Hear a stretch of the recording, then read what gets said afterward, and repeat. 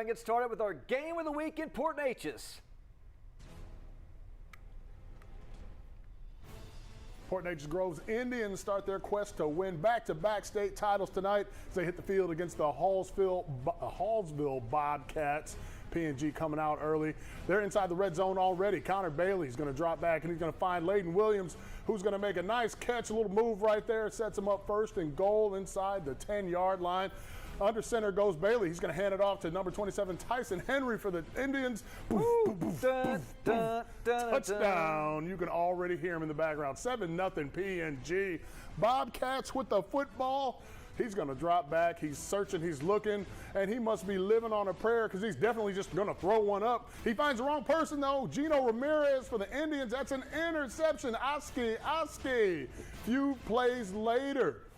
The Indians getting excited. That's something to cheer about. Bailey out to Layden Williams again. Only this time, he gets into the end zone. Touchdown. P&G up 14-0.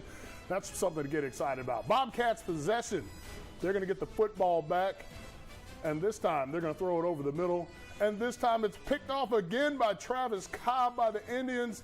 All they need, though, is one play to go down and score. That makes it 21-0 P&G. Backed up in their own territory. The Bobcats You can't do that. Slow the Indians. Get to them. Originally, it was called a touchdown, but eventually it was called a safety. 23-0 P&G at the half. But it would be all Indians in this one. They run away with it. They win 43-20. They will play the Kaufman Lions next week. Yeah, Kaufman Lions upset. They were the 3 seed, upset the number 2 seed. Let's go out to Holton Pepper. Joins us live from the reservation. I mean, Holton, look, everybody pretty much expected a game like this. What was the mindset if you talked to any of the players or coaches afterwards? And like I said, they take on the Kaufman team that upset number 2 seed Dallas Hillcrest tonight. Yeah, Dallas Hillcrest, those two teams going at it tonight, that was obviously going to determine who P&G was going to end up playing, because in this game, you looked at what we had with Hallsville coming into this one. They kind of hobbled into it. And to kind of play off what you were just asking right there, what was the mindset coming into this one? I asked Coach Joseph afterwards, you know, you've been here before. This is your 3rd season here, and this, of course, is your 3rd by-district championship, and you're going into the area around. What is the difference going to be this time than what it has been in the last previous few seasons? And it's been more of the same. He told me that he wants to continue to really hone in on what his individual players and their skills, but his team lives and dies by the offensive line. Tonight there was a lot to talk about with the ground and pound game that you had with the running game, but of course in the air as well, and knowing that your quarterback Bailey is going to escape the pocket and can extend plays for you. He had a great arm, a lot of trick plays here tonight, even though trick play looked more like play action, and it worked to perfection. You had tight ends rolling out into the flats and someone doing a little wheel route down the left side, wide open, touchdown, strike up the band. This team is so creative, and Jeff Joseph is so creative in what all the different schemes that he's able to put together for this Port Neches-Groves team.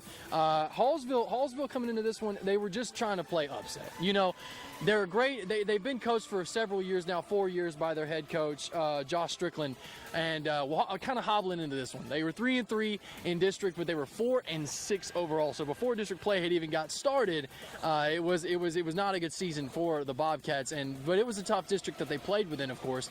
And coming into this one, playing against the reigning 5A D2 state champions, you're just hoping for a few good plays. And right there at the beginning, you know, if you looked at the score, we'll start with that. In the first quarter, if you looked at the score, it was a 7-0 score after the first quarter. And if you're looking at Dave Campbell and you're just trying to check out the score online or something, and you look at the Port Neches-Groves score, you're like, wow, hey, Hallsville's doing a really good job in this. They're doing a fantastic job.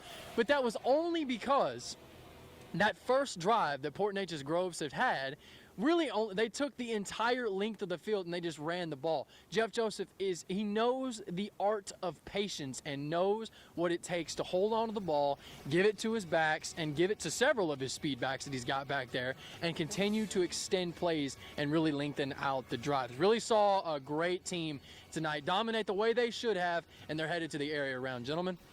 Yeah, it's a great game for them, and we'll see how they play against the Kaufman Lions coming up. And real quick, I don't know if you are familiar, Nick. The Hallsville team. There's Hallsville, Missouri, by Yeah. the way, and they are actually the Hallsville Indians. What? And their colors are purple as well. They got the same kind of logo and What everything. in the Yeah, world? really That's weird. a coincidence there. They're doing some research and all that Hey, stuff. listen, it's going to be a good matchup, and like Holton said, time of possession, that's the key there, and making sure that wear down that defense, that offense is punishing.